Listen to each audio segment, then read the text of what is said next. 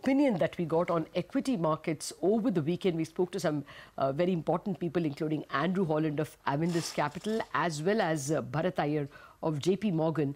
Andrew believes that GST will be a big game changer for the FMCG sector. He also adds that he prefers private banks over public banks. Nothing new in that, I suppose.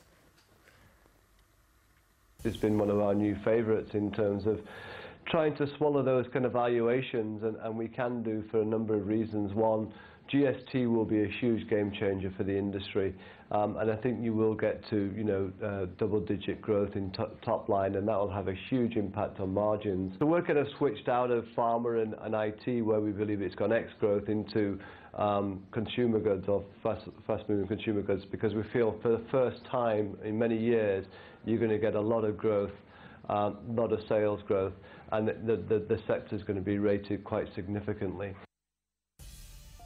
We only like the private banks. We continue. I mean, I look at those figures from the PSU banks and wonder, how they're going to survive actually.